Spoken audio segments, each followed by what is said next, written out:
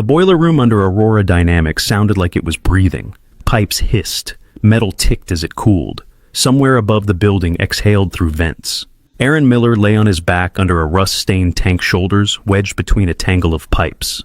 A flashlight rested on his chest and painted shaky rings of light across valve handles and bolts. His fingers were slick with grease, and the tang of old metal clung to the air. "Hand me the half-inch," he said. A small hand appeared at the edge of his vision, holding out a socket wrench. Ruby's sneakers swung where she sat on an overturned paint bucket. "This one?" she asked. "That one." He took it and worked it around a stubborn nut.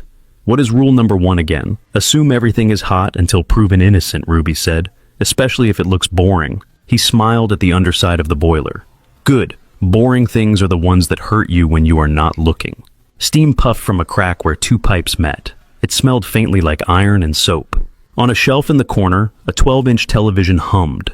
The picture was grainy and a little green around the edges. A reporter stood in front of an old photograph of a glass tower and smoke. "Today marks 20 years since the Hale Tower fire," the voice said. "One of the most devastating commercial fires in Denver history. 12 people lost their lives, including Captain Thomas Miller, a veteran firefighter who—" Aaron reached up without looking and clicked the television off. The sudden silence was thick. Only the hiss of the boiler and the faint vibration of machinery remained. Ruby glanced over her shoulder and then back at him. She did not ask why. He tightened the nut, wiped his hands on a rag, and slid out from under the tank. Dust and cobweb threads clung to his hair. Ruby giggled and reached up to pluck one from his ear. "You have spider webs growing on you now," she said. "Maybe you should live down here." "Tempting," he said. "Rent is cheaper." She wrinkled her nose, but no windows. He looked toward the small high window on the far wall. It showed a strip of dirty light, and today gray clouds pressing low over Denver. "Windows are overrated," he said. "They only make you want things you cannot afford." Ruby opened the notebook she carried everywhere and pulled a pencil from behind her ear. On the top page was a drawing in progress. Squared shapes, arrows, labels in uneven handwriting. "Show me the way the water goes again," she said. He crouched beside her. From the main line here, he tapped the sketch into the boiler, then it splits. One to the radiators, one to the taps. Pressure valve here so it does not blow your eyebrows off. "My eyebrows are my best feature," she said. "Exactly why we protect them." She drew a tiny pair of eyebrows next to the pressure valve label and grinned. The overhead light buzzed and flickered once. Aaron glanced up, then went back to the drawing. The door at the top of the stairs opened. A man in a blazer leaned in, blinking at the change in light and temperature. "Maintenance," he called. "That is us," Aaron said. "Bibi and Diggy." There is a flickering light on 23, the marketing floor. He seemed reluctant to step fully into the boiler room. His polished shoes hovered near the threshold. "I will check it on my way up," Aaron said. Adam said. "Soon would be good. It is driving my team crazy." The door closed again without a thank you. Footsteps retreated. Ruby made a face at the stairs. He did not even say please. "Some people think there is a please sign built into the uniform," Aaron said. "Invisible ink." She considered that, then nodded slowly. He stood stretched and hung the wrench back on a pegboard crowded with tools. The labels were handwritten, neat and small. On a hook beside the board hung a dull silver tag on a beaded chain. The stamped letters had been rubbed shiny where they had touched skin and fingers for years. Ruby reached for it and let it rest against her palm. "Hi, Grandpa Tom," she said softly. Aaron watched her thumb trace the numbers he knew by heart. "Time to go, kiddo," he said. She put the tag back where it had been and hopped off the bucket. Her notebook disappeared into the pocket of her jacket. The jacket was purple and a little too big and had a rip in one sleeve that Aaron kept meaning to fix. They climbed the metal stairs together. The air grew cooler and less damp. The hum of the furnace faded into the broader murmur of the building. On the lobby level, the world shifted. Concrete became tile. The air smelled of coffee and perfume instead of hot metal. People in suits moved through the space with their badges clipped to belts and lapels. Aaron's own badge swung from a lanyard with the word Operations printed on it. The letters were worn at the edges where his thumb had rubbed them over time. A group spilled out of an elevator. One woman in a red blazer sidestepped Aaron without really looking at him, as if her body had memorized the shape of his path. Ruby reached for his hand. He gave it without thinking. "Do they know your name?" she asked quietly. "Some," he said. They passed the front desk. The security guard, an older man with a crossword puzzle folded on the counter, looked up. "Night Miller," he said. "Night Joe." Joe winked at Ruby. "You staying out of trouble, kid?" "No promises," she said. The doors to the outside opened with a soft hydraulic sigh. Cold air rushed in. It smelled like snow and wet concrete and exhaust. Aaron zipped his jacket higher and tucked a folded list into his pocket. Check marks marched down the page next to brands crossed out in ballpoint pen. Bus or walk, Ruby asked. He looked up at the sky. Clouds had pulled tight over the city. The streetlights already had halos. Walk, he said. Buses will be a mess if the weather gets worse. Ruby stomped once on the sidewalk to hear the hollow echo. Race you to the corner. In those shoes, I would be arrested for letting you break your neck. She laughed and fell into step beside him instead. Her mitten found his glove again. Their reflection stretched across the dark glass of Aurora Dynamics behind them and then vanished as they turned the corner into the early winter evening. On the 26th floor of Aurora Dynamics, the night already felt far from the sidewalk, where Aaron and Ruby had walked away into the cold. The conference room was a glass box over Denver. Snow clouds pressed on the city, turning the windows gray. Inside, the air smelled of espresso and dry carpet. Cassandra Hale sat at the head of the table. A clean upward line of revenue glowed on the screen behind her. That is all she said. Go home. Pretend you remember how. Polite laughter circled the room. Chairs scraped. Laptops snapped shut. Executives filed out, careful not to look too eager. When the door closed, the room felt hollow. The projector hummed, casting a faded blue on the wall. To her left, a business magazine lay open. She almost ignored it. Then the headline caught her eye. Ice Queen of the Rockies. The photo beneath showed her at a gala, chin lifted, smile absent. Lights flashed around her, but she looked untouched by them, as if the camera had caught ice instead of skin. Cassandra shut the magazine and pushed it aside. Beyond the glass, the open office glowed under softer light. Someone had strung colored bulbs along a row of cubicles. A folding table near the elevator sagged under trays of cookies and a silver urn that was probably cider. Music and laughter seeped along the corridor, muffled by the walls. She picked up the remote and cut the projector. The room dropped into shadow. Only the city remained, a scatter of headlamps and office windows floating in the dark. For a moment she let it be. No charts, no bullet points, just the faint reflection of her face and the wide gray sky beyond. A tone sounded in the ceiling, crisp and mechanical. A recorded voice followed. This is a fire alarm test. Please disregard. This is only a test. The word vibrated through her chest. Fire. Her hand moved to her wrist before she could stop it. Skin brushed the small raised scar that cut across the inside like a pale thread. The room seemed to tilt just slightly.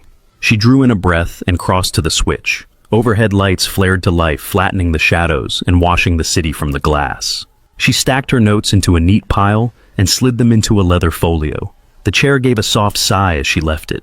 In the hallway, the cinnamon smell of cider hung in the air. A real evergreen tree leaned against one wall, half dressed in tinsel. Someone from marketing lifted a paper cup when she passed. You joining us, Ms. Hale? I have an early flight, she said. Of course, happy holidays. She nodded without slowing and turned into the executive wing. The decorations stopped at the corner. Here, the carpet was thicker, the walls bare, the air still. Her office was quiet and dim. Floor-to-ceiling windows framed the city, and beyond it the dark line of the Front Range. Lights on the highway crept in slow lines. Snow blurred the edges of everything. Her phone buzzed with new alerts. She did not check them. She walked to the coat stand and took down a charcoal coat. The cuff caught at her wrist as she slid her arm in, dragging back the sleeve.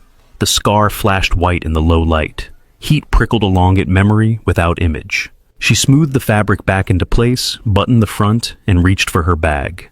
On a lower floor, Lauren Pike watched the party from her own window. She left her light off. The office reflected back at her as a dark pane with her face floating in it. Beyond the reflection across the atrium, she saw employees gathered under strings of lights.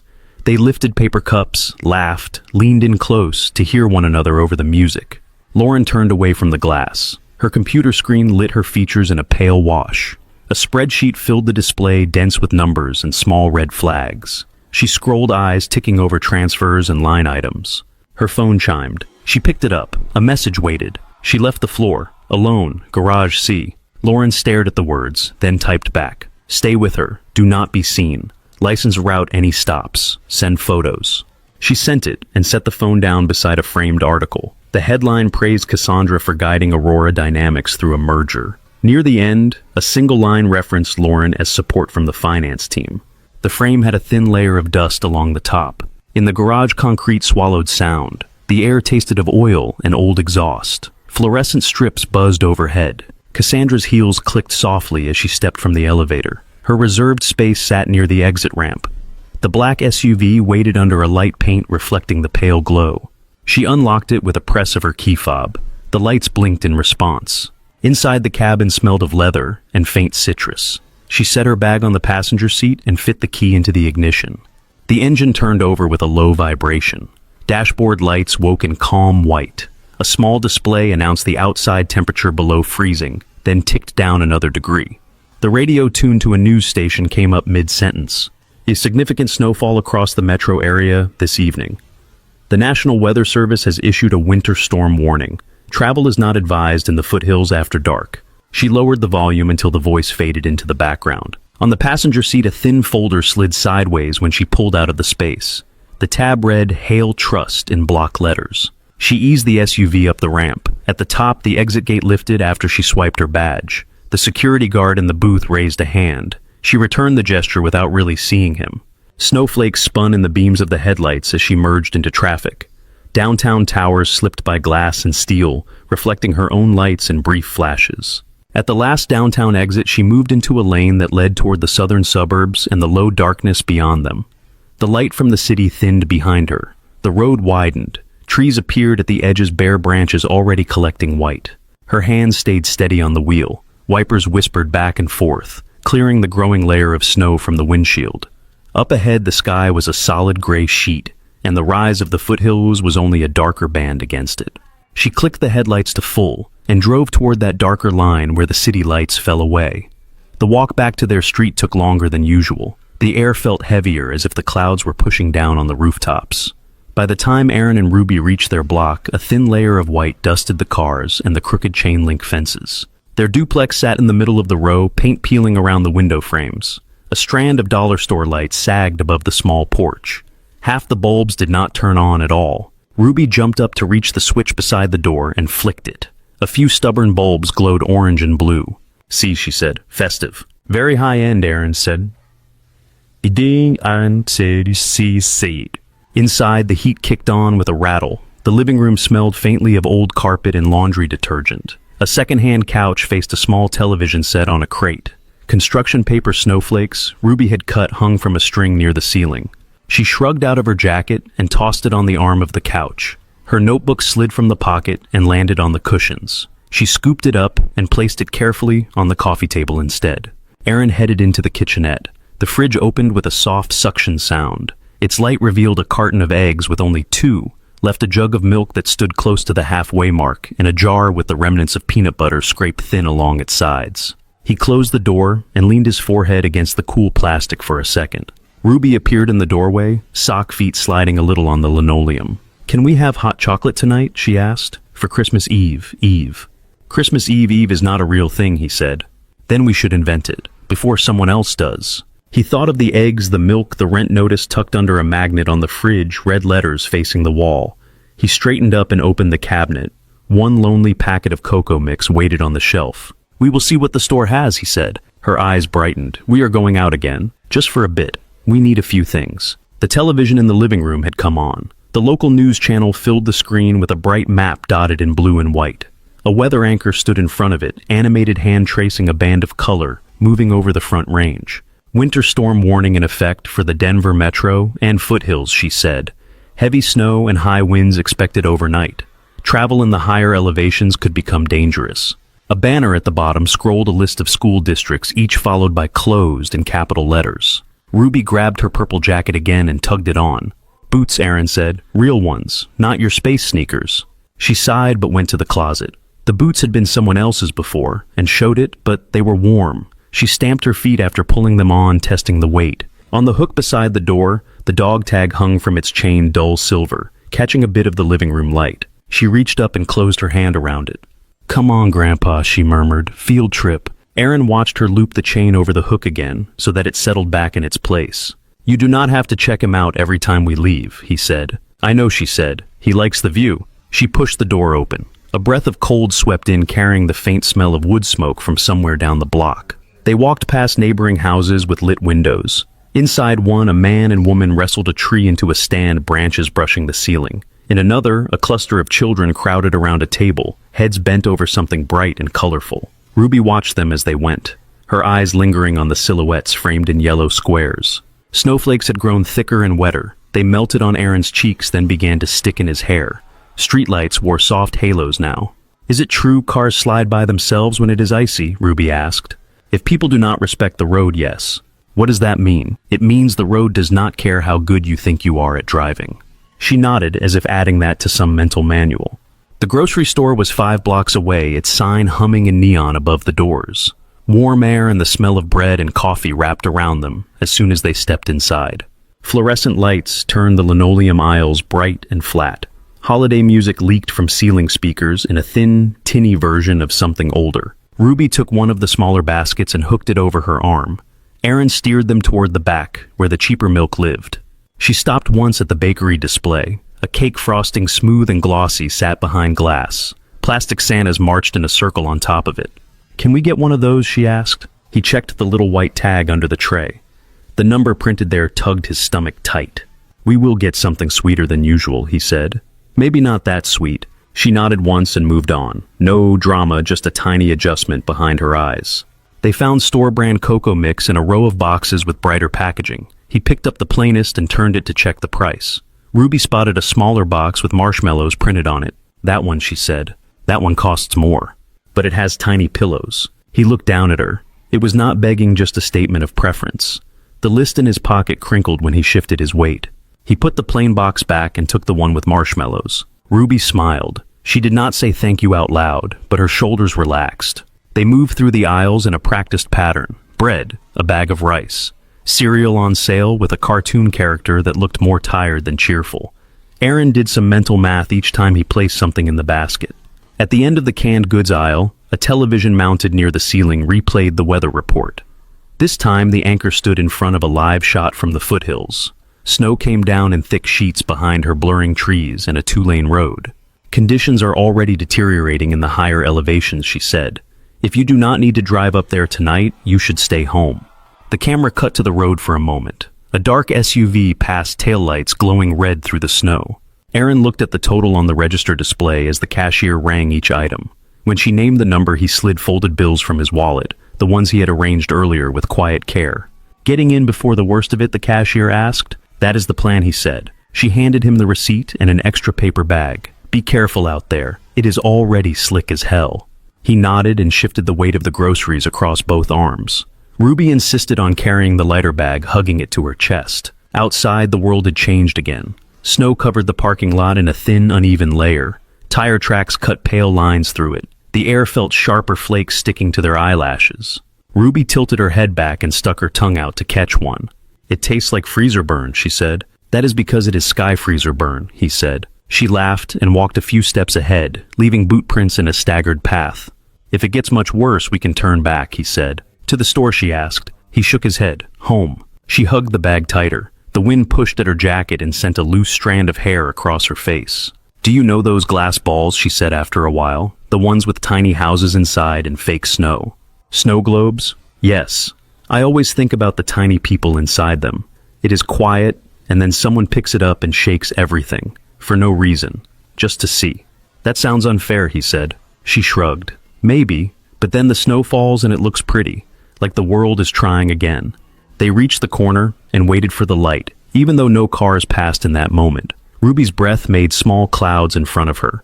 The red hand on the signal changed to a white figure, and they stepped into the crosswalk. Far away in the foothills outside the city, Cassandra's SUV climbed a gentle grade.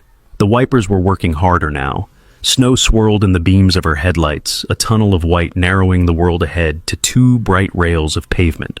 The radio murmured about closures and delays. She turned it down until the sound was barely there. In Denver, Aaron and Ruby turned into a side street where the snow gathered quieter.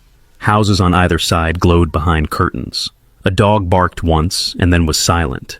Ruby shifted the paper bag from one arm to the other. My hands are cold, she said. We are not far, he answered. They walked on through the thickening curtain of white footsteps, muffled city sounds, fading behind the steady hush of the storm. The road into the foothills narrowed as Cassandra drove. City lights thinned behind her until they were a dull glow in the rear-view mirror, more suggestion than shape. Ahead, the world was reduced to 2 beams of white, cutting through thickening snow.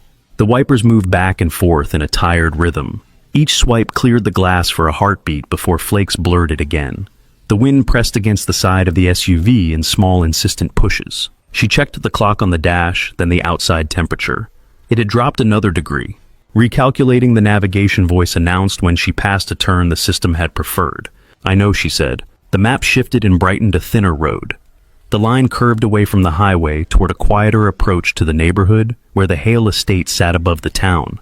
She signaled and eased onto the exit ramp. The tires grumbled over snow that hid patches of ice. The ramp gave way to a two-lane road that bent along a shallow ridge. Guardrails traced the right side, their top rails already crusted in white. Beyond them, darkness fell away into a drainage ravine and scattered trees. Her hands tightened on the wheel. The radio murmured at low volume about closures and extended returns in stores. A commercial jingle about last chance holiday sales tried to sound cheerful and only managed strained. She turned the sound off completely. The only noises left were the engine, the wipers, the faint hiss of snow under tires. The rhythm of the wipers pulled at an older rhythm in her chest. For a second she saw, not white, but gray smoke sliding across glass heat, pressing in the taste of copper and ash, thick in her throat. The scar on her wrist prickled. She forced her gaze to stay on the road. Visibility dipped as a gust threw a sheet of snow across the windshield. The SUV drove straight into it. For half a heartbeat, all she saw was white. Her breath stopped. Fingers dug into the leather of the wheel. Then the wind shifted, the sheet broke, and the road appeared again, dim but present, the center line barely visible. She exhaled. The air felt thin. In Denver, Aaron and Ruby turned onto a stretch of street that climbed gently above a small ravine, where a creek ran in the spring. Tonight, the drop was only a deeper shadow, the railing along the sidewalk cradling a new line of snow. The grocery bags rustled with each of Aaron's steps. The heavier one cut into his fingers through the thin plastic handles. He remembered too late that they should have asked for paper. Too late now. Ruby kept close, shoulders hunched against the windbag hugged tight to her chest. "Feels like someone turned the volume down on the world," she said. Snow swallowed the usual sounds, traffic, distant music, voices from open windows. The city was still there, but quieter, wrapped in cotton. At the top of the hill, the sidewalk met a cross street that curved alongside the ridge. The guardrail here was taller, bolted into concrete. A car rounded the bend ahead, its headlights smeared by falling snow. It moved slower than the posted speed, but still too fast for the way the road had become. Aaron watched the way its tires cut through the thin accumulation. Any darker patches would be ice. The thought finished in his head at the same moment that the SUV in front of them hit one. The rear of the vehicle slid sideways. The brake lights flared red bright and sudden in the gray. The SUV slewed toward the guardrail, corrected for a second, then fishtailed harder. Rubber squealed against ice. Ruby stopped walking. The bag in her arms swayed. "Dad," she said. "I see it." The SUV swung again, broadside now moving toward the edge. One of the rear tires smacked the curb with a dull thud. The impact shoved the vehicle closer to the guardrail. Metal squeaked as bumper met rail. For a moment, it seemed like that would be enough. The car shuddered, balanced. Then the rail bent. The SUV tipped toward the drop. Aaron set the grocery bags down without looking where. One toppled, tin cans rolling in slow arcs that left small tracks in the snow. "Ruby, stay here," he said. "Back by the pole. Do not move until I tell you." She grabbed at his sleeve. "Ruby." He turned, made sure her eyes were on his. "Right by that streetlight," he said, pointing. "You do not come closer, no matter what." She swallowed hard, nodded, and backed up until her shoulders met the cold metal pole. Aaron ran. The ground felt unreliable under his boots, sliding slightly with each push. By the time he reached the SUV, the front half had pivoted over the edge of the embankment. It hung at an angle, front wheels in the air, rear tires barely kissing the road. Inside, through the side window, he saw a woman. Her hands were locked at 10 and 2 on the steering wheel. Her eyes were wide, staring at something that was not the snow in front of her. "Put it in park," he shouted, but her gaze did not move. The engine revved once as her foot slipped. The vehicle jerked. The guardrail groaned and dropped another inch. He grabbed the door handle. It stuck. He yanked harder. Nothing. The passenger side might be less strained. He ran around the back and sliding on wet metal. His shoulder clipped the bent rail. Pain flared and vanished behind the rush that carried him. The passenger door opened a few inches, then jammed. He shoved with his hip. It moved just enough for him to wedge his fingers inside and pull. The door gave with a screech and swung wide. Cold air rushed into the cabin. The smell of hot engine rubber and expensive perfume mixed in his nose. "Ma'am," he said, leaning in, "you have to let go of the wheel. We need to get you out." Her eyes snapped to him, as if she had not realized anyone else existed until that second. Lights appeared on the road above another car approaching. Its headlights swept across the inside of the SUV, bright and quick. Cassandra flinched hard. Her hands flew from the wheel to her face. The light seemed to blind her more than the snow did. Breath tore out of her in ragged bursts. "Please," she said. The word came out thin. "I cannot be here." The SUV shifted under his feet. The front dipped half an inch metal, complaining under strain. He reached across, unfastened her seatbelt, and slid his arms under her shoulders. "This is going to feel strange," he said. "Just let me do the work." He pulled her toward him with a short, sharp motion, like lifting a heavy box. For one suspended moment, her weight added to the tilt. Then her boots left the floor, and her body cleared the edge of the seat. He took 2 quick steps backward, dragging her with him, and both of them stumbled away from the open door. Behind them, the SUV lurched further. The last part of the guardrail surrendered with a crunch. The rear tires lost their grip, and the vehicle slid off the brink. They watched it go without meaning to. It dropped nose first into the slope, rolled once, and came to rest against a stand of scrubby trees halfway down. Glass shattered in muted pops. The world went very quiet. Snow fell between them and the wreck in a soft curtain. Cassandra's knees buckled. Aaron tightened his hold and lowered her to sit against the guardrail where it was still solid. Her breath came in shallow gasps that clouded the air in front of her. Ruby stood where he had left her, fingers clutching the streetlight pole. Her eyes were huge, reflecting the broken shape of the car below. "Aaron," she called. "I am fine," he called back. "Stay there." He felt Cassandra flinch slightly at the name. She was staring past him now, not at the wreck, but at the space where it had been moments before. Her hands shook as she tried to smooth her coat down, as if straightening fabric might rewind the last minute. Up close, he saw that her hair, now limp with melted snow, had once been arranged carefully. Her lipstick had worn away, leaving the line of her mouth pale. "You should go to a hospital," he said, "or at least urgent care. You might be in shock." "No," she said. The word came faster than any other she had spoken. "No hospitals, no cameras, no police. Please."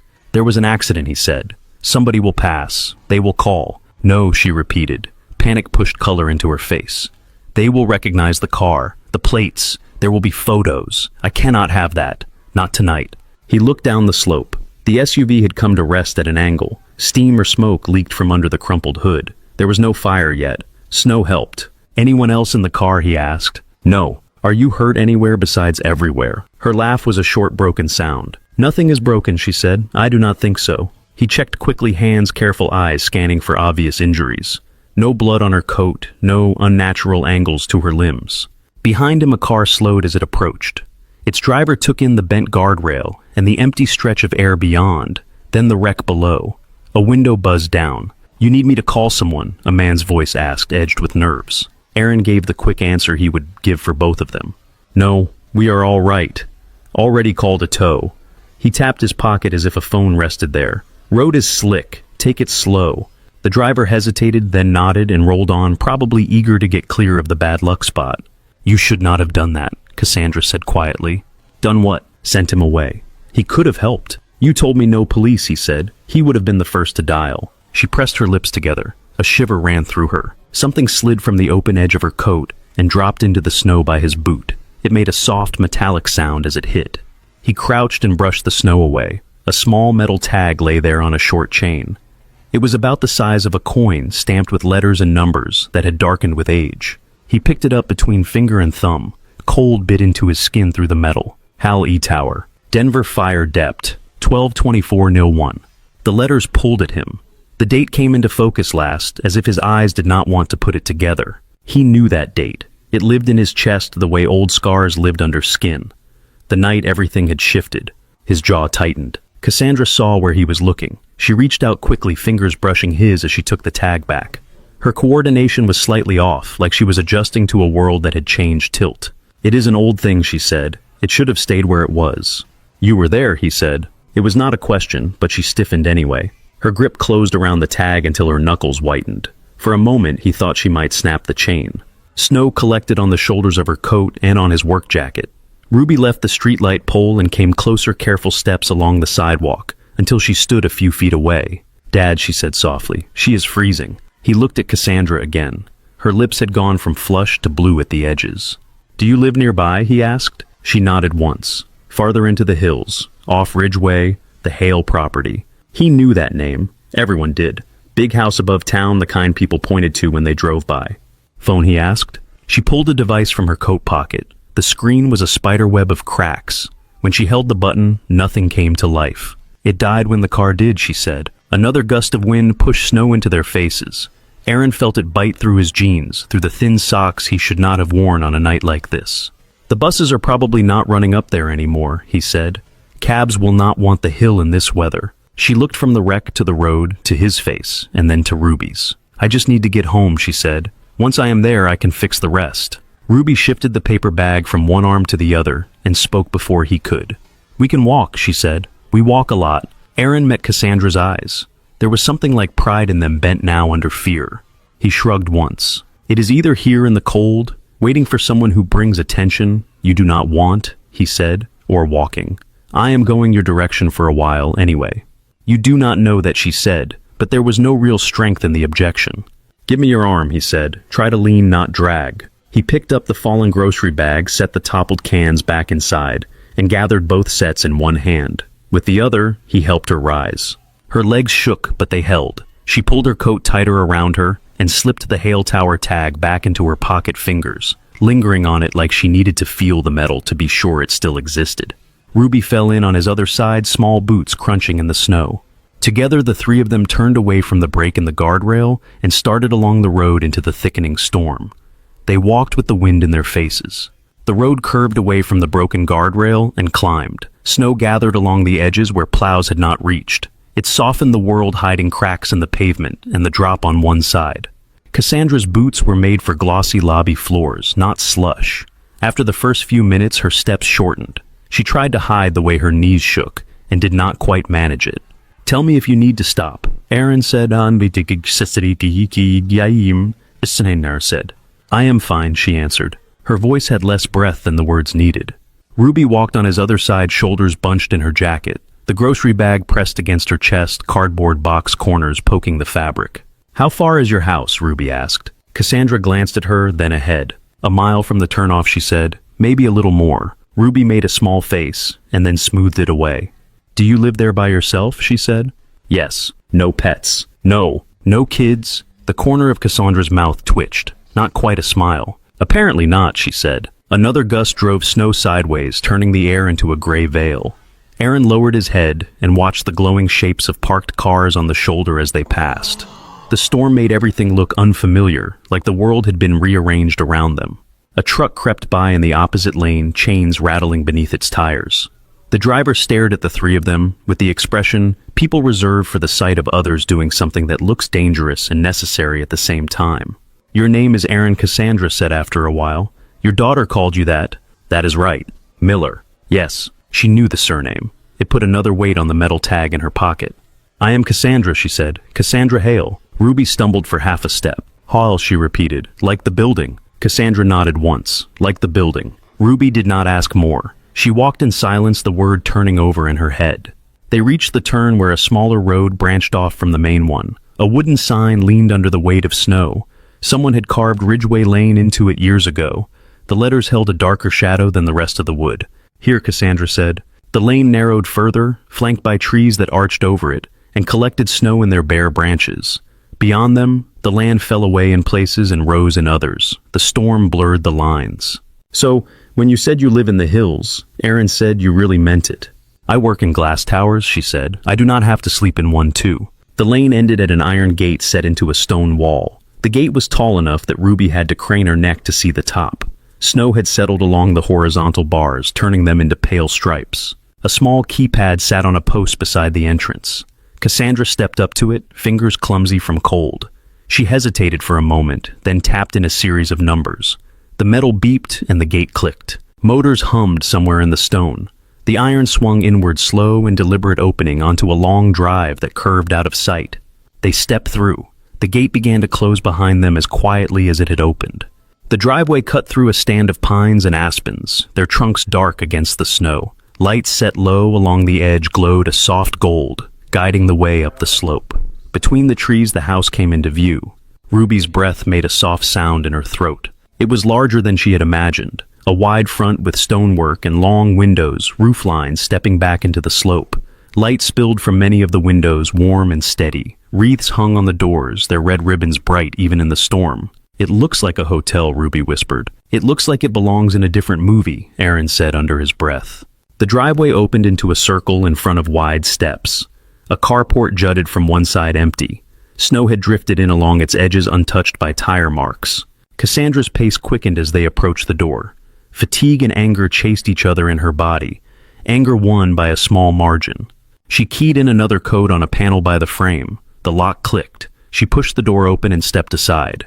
Heat rolled out along with a smell of polished wood citrus cleaner, and something softer under that. Cinnamon and nutmeg, hints of clove. Ruby peeked around Aaron's arm and stepped inside. The foyer was 2 stories high. A chandelier hung from the ceiling lights turned low. A staircase curved up the right side with a railing that matched the front gate in iron and simple lines. Paintings in expensive frames watched from the walls, landscapes and portraits that looked like they belonged in a quieter century. To the left, an archway opened into a room with a tree in it. A real evergreen taller than any Ruby had seen reached almost to the 2nd story. Lights wound around it unplugged. Boxes of ornaments sat open on the floor. Half of the tree was dressed in glass and silver. The other half was bare. "You started decorating," Ruby said, "and then you stopped." Cassandra set her bag down on a small table by the door. Her keys made a soft sound against the wood. She shrugged out of her coat without answering. Aaron did not move from the threshold. His boots left wet prints on the pale tile. It was a minute before he realized he was holding his breath. "You can take off your shoes," Cassandra said, noticing his hesitation. "It is just a floor." It was not just a floor. It was smooth stone streaked with warm tones laid in large pieces that flowed together like water. He set the grocery bags down carefully and bent to unlace his boots. His socks were damp. He was suddenly very aware of that fact. Ruby unlaced her boots too and lined them up next to his. Her socks had cartoons on them that now stared up at the ceiling. "Staff gone for the holiday?" Aaron asked. "I sent them home," Cassandra said. "They have families. People who would notice if they were missing." The words slipped out before she could stop them. She busied herself hanging her coat in the closet to hide the flash of embarrassment. "Come in," she added. "You will freeze in the doorway." They stepped farther into the house. The ceiling in the foyer absorbed their footsteps, turning them soft. The living room to the left was sunken slightly below the hall. A stone fireplace filled most of one wall, flames already moving behind the glass screen. A log basket sat untouched, suggesting that someone had lit the fire and then gone elsewhere. Cassandra stopped at the edge of the room. Ruby went straight to the hearth. She held out her hands, fingers spread, feeling the heat. "Nice fire," she said. "We only ever get the pretend kind on TV." Aaron watched Cassandra out of the corner of his eye. She had gone very still. Her shoulders had drawn up her throat, working as she swallowed. The fire painted warm color on one side of her face, but there was nothing warm about her expression. She did not come any closer than the top step of the sunken room. Ruby looked from the flames to Cassandra, then back again. "You do not like it," Ruby said softly. "Make yes, I'm meeting dead, something awfully busy." "It is fine," Cassandra replied. "It is cold outside." Aaron cleared his throat. "Kitchen," he asked. "I can heat something. Soup, tea, whatever you have." Relief flickered in her eyes, not so much at the offer as at the change of attention. "Through here," she said. The kitchen was big enough to fit their entire apartment inside it. Stainless steel appliances lined one wall. A large refrigerator hummed quietly, and a marble-topped island sat in the middle like a stage. Bowls with whole oranges and pomegranates were arranged in careful piles. A small pot sat on the stove, the dregs of something dark clinging to its sides. Cinnamon sticks floated in a shallow pool at the bottom. "Cider," Cassandra said. "From this morning. Before I decided I did not want it." Aaron opened the fridge. Shelves lined with glass jars labeled sauces, forgotten leftovers. A carton of eggs with most of them untouched. Containers of things he could not name without reading their labels. In the back he found a row of canned soup, the kind that never really went bad. "Chicken noodle," he said. "That is universal." He took 2 cans down and glanced at her for approval. "Use whatever you need," she said. He found a saucepan, opened the cans, and poured the contents in. The electric burner glowed red under his hand. He adjusted the heat with the confidence of someone who had spent plenty of time coaxing old stoves into cooperation. Steam began to rise. The smell of salt and processed chicken joined the softer scent of spice that still lingered from the abandoned cider. "How long have you been out here by yourself?" he asked. Officially, she said 5 years. Unofficially, longer. And you like it. I like the quiet, she said. I like that the walls do not talk back at the end of the day. He stirred the soup. Outside wind slid along the windows with a soft moan. Sometimes quiet is just another kind of noise, he said. She did not answer. Ruby appeared in the doorway barefoot on the tile notebook in hand. She looked smaller against the high cabinets. Your house echoes, she announced. I know, Cassandra said. It is like when you talk into a can and your voice comes back, but slower. Ruby opened the notebook and began a new page. I am mapping it, she said. So, I do not get lost on the way to the bathroom. There are at least 3 doors that go nowhere. They go somewhere, Cassandra said, just not anywhere interesting. In the driveway, a pair of headlights shut off. The sound of an engine died. Snow swallowed the noise that followed. A man in a dark jacket stepped out of a lower car parked just off the road, beyond the reach of the gate lights. He pulled his hood up and walked along the stone wall until he found a place where the trees grew closer together. From there, he could see part of the front of the house between branches. He lifted a camera from under his coat. The lens was already attached long and narrow. He wiped melted snow from the front glass with the edge of his sleeve and brought it to his eye. Through the lens, the Hale house shrank and then widened, details snapping into focus. The front door stood closed now. Light glowed in the lower windows. He moved careful to keep to the shadows until he found an angle on a side window. Yellow light poured out onto the white snow. Through the glass, figures moved. He adjusted the focus. Cassandra crossed the living room and stopped at the edge of the light from the fire. A man in dark work clothes came in carrying bowls. A child bounced ahead of him and folded herself onto the couch without hesitation. He pressed the shutter. The camera clicked softly. Image after image froze on the memory card. Inside, Aaron handed Ruby a bowl of soup, and then one to Cassandra. She hesitated, then took it with both hands. The heat seeped into her fingers. She sat on the arm of a chair rather than the cushions, as if not yet ready to relax. Ruby slurped the first spoonful and made an appreciative sound. Best Christmas Eve dinner, she said, we have ever had in a mansion. This is not a mansion, Cassandra said. Ruby looked around at the high ceiling, the big tree, the fireplace, the expensive silence. It is not a mansion, she said. Aaron hid a smile in his soup. The fire crackled behind the glass. Snow slid down the outside of the windows in slow sheets. The house, with all its space and polished surfaces, held their 3 voices as if it were not sure yet what to do with them. Outside, the man with the camera shifted his weight, found a steadier angle, and kept shooting as the storm deepened. Later, the soup bowl sat empty on the coffee table. Ruby lay stretched out on the couch, feet tucked under a throw blanket she had pulled from the back. Her notebook rested open on her stomach pencil still in her hand. Her eyelids drooped in slow blinks. The fire in the stone hearth had settled into a steady rhythm. Flames moved around the logs behind the glass screen, licking at blackened edges. The sound they made was small but constant, a soft crackle that filled the pauses in conversation. Cassandra sat in an armchair angled toward the fire, but not close to it. She held a mug of tea in both hands. The steam had thinned, but there was still warmth under her fingers. She watched Ruby with an expression Aaron had not seen on her face before. Something like curiosity, something like caution. She will fall asleep right there if you let her, Aaron said. Ruby stirred. I am awake, she protested quietly. Barely, he said. Your eyes keep closing. They are just resting. He took the mug she had abandoned on the table and carried it to the kitchen. The tiled floor was cool under his socks. He rinsed the bowls, stacked them in the sink, and glanced out through the dark glass above the counter. He could see his reflection more than the outside now. His own face and the pale shapes of cabinets floated over a faint hint of trees moving in wind. In the living room, Ruby rolled onto her side so she could see the fire. It looks different here, she said. How, Cassandra asked. When the heater in our building clicks on, you just hear this crash sound in the basement. Sometimes it smells like dust. Your fire looks like it is supposed to be here. Cassandra followed her gaze. The flames reflected in her eyes, turning them a warmer color. It was here long before I was, she said. The fireplace, I mean. My grandfather had this place built. He liked things that lasted. Did he live here? Ruby asked. Sometimes. Cassandra sipped her tea. Mostly he liked to tell people he owned it. Ruby nodded slowly, as if that answered more than one question. The overhead lights flickered. It was brief, just a quick dip and a return, enough to make the room blink. Ruby looked up. Did you forget to pay your electricity too? She asked. Cassandra glanced at the fixture in the ceiling. No, she said. The lines out here are old. The storm is not helping. Aaron came back with a dish towel in his hands, drying his fingers. The weather report did not look pretty, he said. You have a backup system, right? 2 sources if the lines go. There is a generator, she said. Somewhere under the house. The company that installed it sends reports. I skimmed them. The lights flickered again, longer this time. The fire in the hearth held steady its glow, suddenly more pronounced.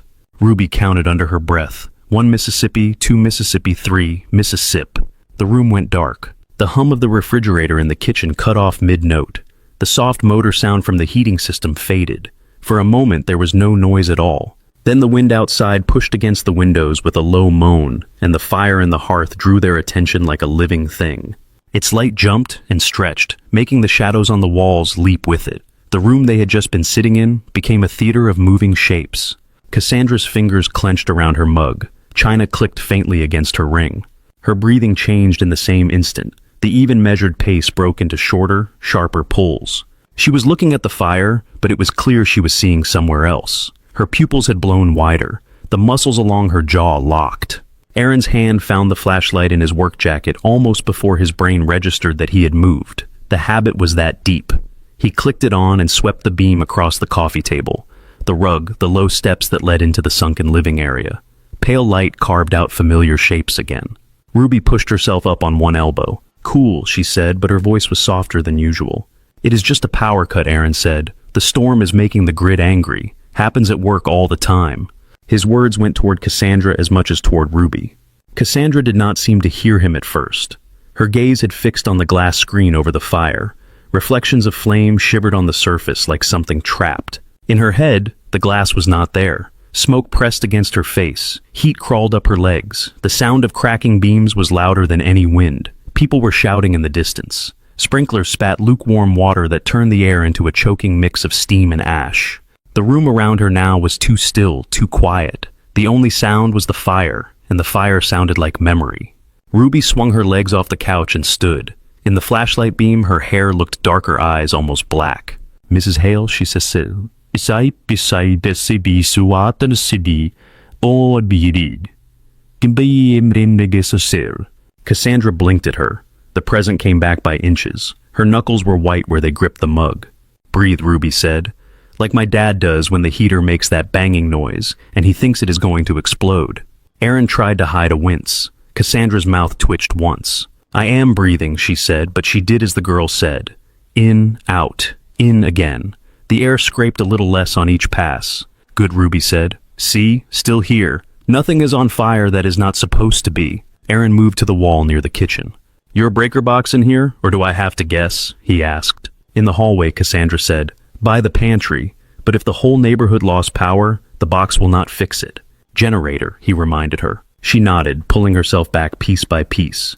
Right, there is a panel in the basement. I have not looked at it in a long time. He swept the flashlight beam to find the hallway and followed it. The metal door of the breaker box opened with a dry creak. Rows of switches stared back, all in neat lines. He ran the light over them. None had flipped. He closed the panel again. Basement it is, he said. Ruby was at his elbow now. Can I come? She asked. Stay here with Ms. Hale, he said. Someone needs to make sure she does not argue with the fire. That is a weird thing to say, Ruby replied. Is she?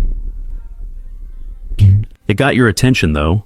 He put the flashlight into her hand. You take this, he said. Point it where she needs it. I know how to walk in the dark. She frowned at him for a moment, then nodded. The weight of the flashlight seemed to straighten her shoulders. Aaron felt his way along the wall until he found the door that led to the basement stairs. It opened onto another kind of darkness, one that smelled of concrete cardboard and the faint tang of oil. The steps were wide and smooth. His socks whispered on the surface as he descended. At the bottom, his eyes adjusted enough to pick out shapes. He did not need much. He looked instead for sounds. There, a faint steady ticking somewhere to his left. A machine not running but thinking about it. He followed that. The generator sat in its own alcove, a gray box the size of a small car. Pipes and cables ran from it into the wall and ceiling like arteries. A small digital display on the front blinked a red light. He pressed the button beside it. The screen came to life in simple text. The words were not friendly. Fault. Fuse. He let out a slow breath. Of course, he said to the machine. He ran his fingers along the side panel until he found the catches. They popped open with a stiff sound. Inside wires and components waited in tight formations. One blackened fuse sat slightly askew in its housing. The plastic around it bubbled and split. "Somebody had a bad night," he murmured. He dug into the pocket of his jacket and pulled out the multi-tool he carried everywhere. The metal was cold against his palm. It unfolded with a familiar series of clicks. He eased the damaged fuse out and set it on top of the generator. The replacement tray was mounted nearby. He checked it. 2 spares nestled in plastic slots. "Thank you, expensive people," he said. He slid one of the new fuses into place and made sure it sat snug and clean. Then he closed the panel and locked the catches again. His hand hovered over the start switch. "Be nice," he told the machine. "We have had enough drama tonight." He pressed. For a moment there was nothing. Then the generator coughed. Metal vibrated under his fingers. The hum deepened and steadied into a low, reassuring thrum. Lights flickered along the ceiling. One, then another, then the whole row came on, washing the basement in flat white. Upstairs, Ruby let out a whoop that carried through the floor. "Dad did it," she shouted. Cassandra heard the distant roar of the generator through the bones of the house. It reminded her of rescue trucks, of engines starting, but this sound stayed contained. It did not come with sirens. The lamps in the living room blinked back to life. The refrigerator in the kitchen hummed. Even the little indicator on the thermostat glowed again. The fire in the hearth looked less like the only source of light and more like one piece of a larger picture. Ruby ran to the top of the basement stairs and called down. "Everything is on," she said. "You scared it into working." "Threats are the first step in any good repair," Aaron answered as he came up. "If that fails, bribery." He stepped back into the foyer, blinking once as his eyes adjusted to the brightness. Cassandra was standing near the archway to the living room. She had set her empty mug aside. Her hands were empty too, now. They hung at her sides, fingers not quite relaxed but not clenched either. "You know your way around more than old apartment boilers," she said. "A machine is a machine," he replied. "They all want the same things." "And what is that?" she asked. "To be noticed when they complain," he said, "and not to be ignored until they blow." Ruby made a face. "You are talking about feelings again without saying you are talking about feelings." Aaron pretended not to hear. Cassandra looked past him toward the closed basement door, then back at him. "Thank you," she said. Her voice was quieter than it had been all evening, but there was weight in it. "For the car, for this, for staying." "Just doing what I know how to do," he said. "Plenty of people know how to do things," she replied. "They still do not do them." He could not think of an answer to that did not sound like deflection. In the living room, the fire continued to burn behind the glass. Cassandra's eyes went to it again, but this time she did not freeze. She walked to the edge of the sunken floor and stopped there a step closer than before. Ruby watched the two of them, then moved to stand between the fire and the chairs. She switched the flashlight off, then on again, sending a thin beam across the room and up to the high ceiling. "See," she said, "now there are lots of lights. The fire has friends." Outside, the wind kept throwing snow against the windows. The man with the camera saw the house go dark and then blaze back to life. He adjusted his settings and kept watching through his lens as figures moved against the warm frames of light. Snow thickened against the windows until the glass looked frosted from the outside in. Aaron was taking the empty soup pot back to the kitchen when something flickered at the corner of his vision. Not firelight, something sharper. He stopped and turned toward the far window. Beyond the glass, the yard lay under an uneven blanket of white. Beyond that, the tree line blurred into the storm. For a moment, he saw nothing but wind. Then a darker shape shifted between the trunks. He stepped closer. A pinprick of light flashed once through the branches there and gone. Not lightning, not a car, something small and controlled. Aaron Ruby's voice came from behind him. "What is it?" "Stay with Ms. Hale," he said. He did not raise his voice. The tone did the work. He crossed the room and set his hand against the cold pane. There, a human outline where no one should be half hidden by an evergreen weighed down with snow. He turned away and went to the front door. Cassandra watched him shrug into his jacket. "Where are you going?" "Someone is outside," he said. "I will be right back." He opened the door before she could answer. Cold slapped his face. Snow swirled in the entryway until he pulled the door tight behind him. For a moment, he stood under the deep porch roof, letting his eyes adjust to the shift between warm light and the flat, dim white outside.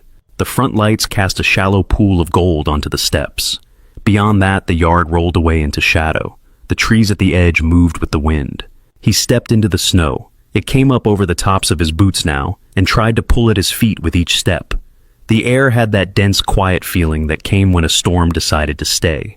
He moved along the side of the house, keeping low where the snowbanks were deeper. The wind found every gap in his jacket. His breath came out in clouds that blew sideways. Halfway down the side wall, he saw it again. Another brief flare, a blink of pale light. He cut between two pines and came around the back of a smaller outbuilding. There, half-crouched near a window, was a man. The stranger wore a dark hooded jacket and gloves. A camera hung from a strap around his neck. The lens pointed toward the lit window, where if Aaron looked, he knew he would see the edge of the living room and the glow of the fire. The man did not see him yet. The camera was at his eye body intent. Snow had already begun to collect on the top of the lens. Aaron closed the distance in 3 quick strides. "Hey," he said. The man flinched and spun. The camera swung with him. For a second, both of them grabbed for the same thing, handles slipping under wet gloves. "Easy," the stranger said. His accent had city edges. "Just taking a few shots. Private work." "This is private property," Aaron said. Snow blew in his face as he spoke. It clung to his eyelashes, the salt of it stinging his eyes. The man tried to tug the camera free. Aaron held the strap, then the body muscles tightening without thought. The angle changed. The strap slipped over the photographer's head. The camera dropped. Aaron caught it against his chest with both hands. The stranger swore once, low and sharp, then shoved Aaron. It was not a hard hit, just enough to make him shift his weight to stay upright. By the time he steadied himself, the man had turned and was running head down back toward the road. Aaron started after him, boots punching holes in the smooth snow. 2, 3 strides, and he could already tell it was useless. The man knew where he was going. Aaron did not. If he chased him into the trees and slipped, they would both be lost in the dark. He stopped. His breath came hard, steaming in the cold. The stranger reached the edge of the property, vaulted the low stone wall near the road, and disappeared into the white. Aaron stood there for another second, listening. Only the wind answered, running through the branches like distant surf. He looked down at the camera in his hands. It was heavier than it looked. Expensive. The strap dangled, the fabric wet and stiffening in the cold. Snow had begun to gather on the top of it. He wiped it away with his sleeve and carried it back toward the house. Inside, the warmth hit him like a wall. His cheeks tingled as the blood came back. Melting snow traced cold lines down his neck.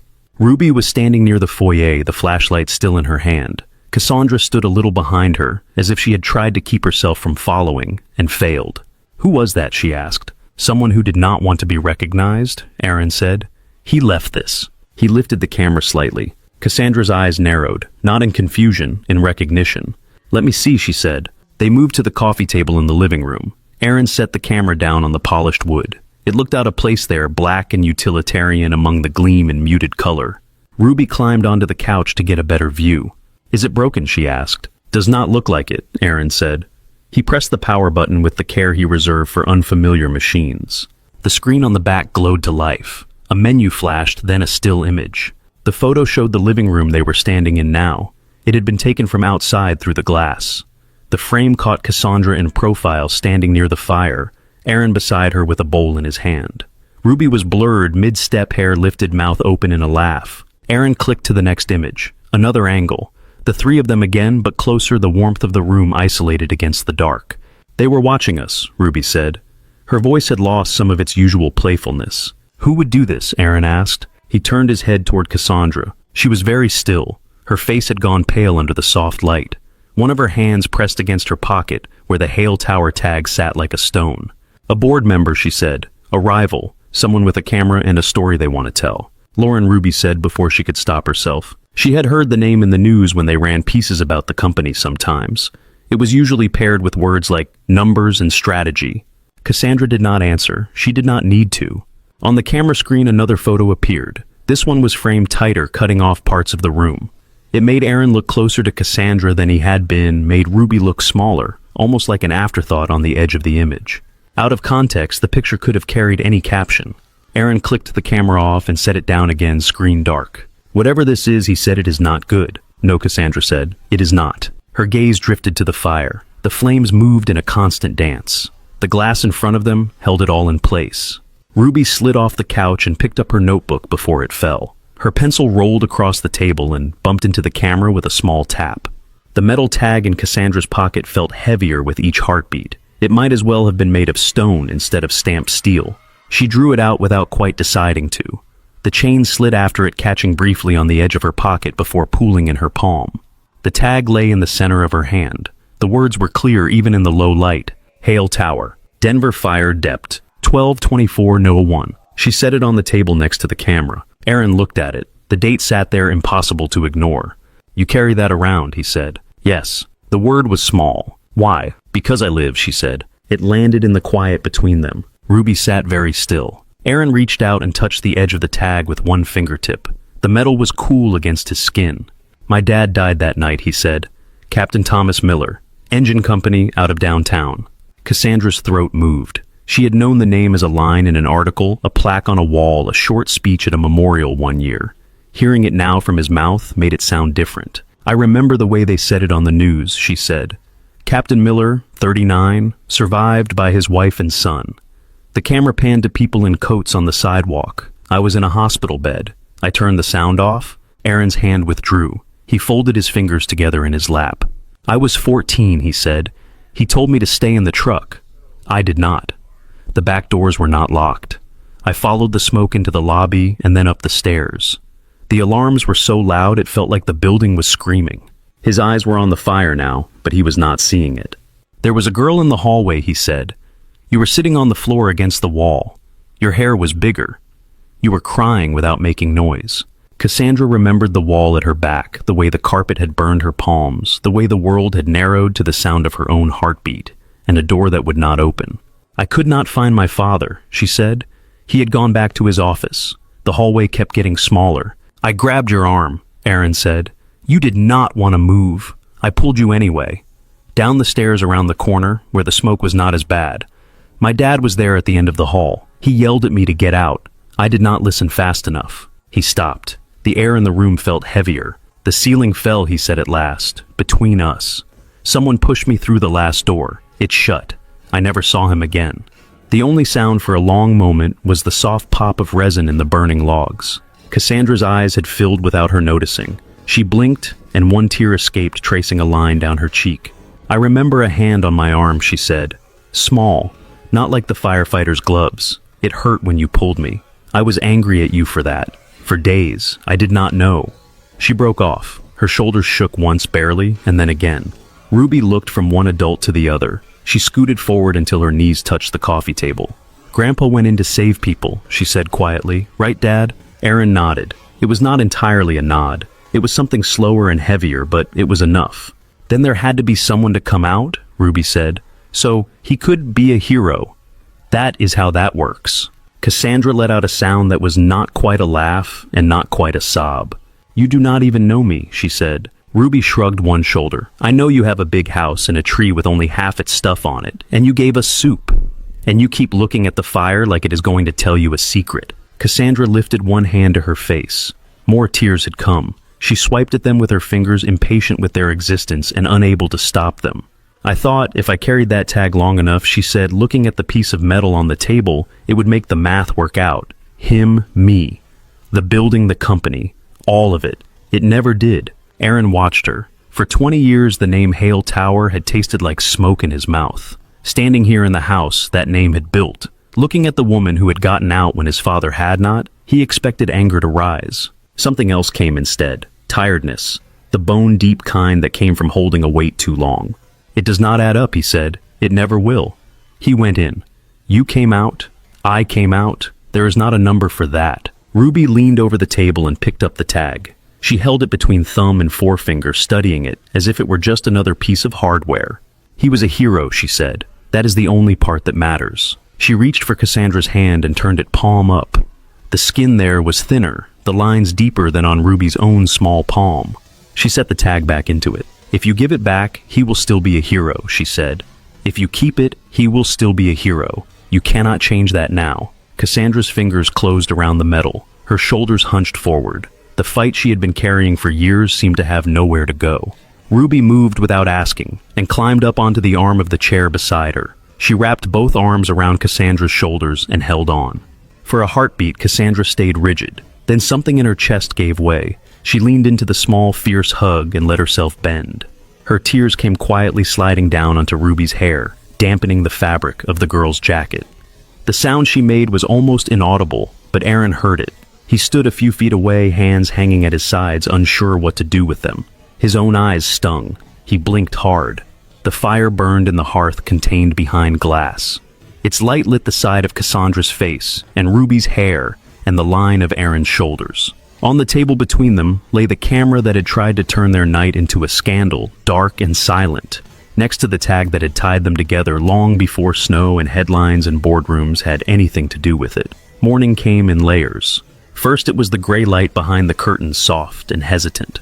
Then the distant sound of a plow on the lane scraping metal on packed snow. Finally, the faint chime of a phone vibrating on a table. Ruby woke first. She was on the couch where she had fallen asleep, blanket tangled around her legs. For a second she did not know where she was. The ceiling was too high, the air too still. Then she saw the tree half dressed in glass and silver, and remembered. Her father was slumped in an armchair, chin tipped toward his chest, one hand resting on his knee. He still wore his work jacket open now. Cassandra was in the other chair, act straight, even in sleep he'd tilted against the wing of the chair, hair loose around her face. The phone buzzed again. It was on the side table near Cassandra's elbow screen, lighting up, then fading, then lighting again as more messages stacked. Ruby slid off the couch, the blanket pulling behind her. Her socks were warm against the polished floor. She picked up the phone and squinted at the screen. Lines of alerts filled it, missed calls, messages, subject lines from news outlets, business channels, names Ruby did not know. At the top, a notification preview showed part of a headline. Ice Queen's Christmas Scandal. She did not recognize the word scandal, but she knew the word Christmas. Her thumb hovered over the screen. Cassandra opened her eyes. "What are you doing?" she asked. Her voice was rough with sleep. Ruby jerked her hand back. "It kept buzzing," she said. "It woke up before you did." Cassandra pushed herself upright and reached for the phone. Her eyes were gritty, but the adrenaline came fast. She swiped through the notifications. A link from a financial news site, another from a local station, one from a gossip outlet that made her lip curl. She tapped the first. A photo loaded. Grainy shot through glass from outside. It showed the living room in her house. It showed her Aaron and Ruby. The caption beneath it read, "Exclusive CEO. Cassandra Hale spends Christmas Eve in secret mountain retreat with building maintenance worker and child." Ruby leaned closer. "That is here," she said. "That is us." Cassandra scrolled. More photos. The angle made everything look more intimate, less innocent. Her hand on the back of a chair near where Aaron stood. Aaron leaning toward her with a bowl in his hands. Ruby curled on the couch, blurred. Words marched under the images. Questions about judgment, about power, about the line between professional and personal. Her jaw tightened. Aaron stirred. He woke the way people did who did not get to sleep deeply, very often coming up fast. "What time is it?" he asked. "Too early for this," Cassandra said. She turned the phone so he could see. He took it from her. The headline jumped on the small screen. His face stared back at him from one of the photos, caught mid-gesture expression unreadable. They had written a story without asking him a single question. The text around the pictures hinted at impropriety, at abuse of position, at secrets behind closed doors. His stomach dropped. Heat rose along his neck. Ruby watched his face. "Are we in trouble?" she asked. He did not answer right away. "This is going to hurt her," he said at last, looking at Cassandra, not the screen. "I should not be here. You should not be in a car hanging over a ravine either," she said. "Yet, here we are." Her phone buzzed in his hand. An incoming call flashed her lawyer's name. She took it back and answered. "Dana, tell me you have already seen it." Dana's voice came through, clipped and awake. "I am looking at it now," Cassandra said. "The board has too. Richard called an emergency session for this morning. Lauren has been forwarding links, like she thinks I do not see her doing it. They are nervous. They are using words like liability and reputation." Cassandra closed her eyes for a second. "How long do I have?" she asked. "Meeting is set for 10, Dana said. "You have until then to decide if you are going to let them drive this or if you are."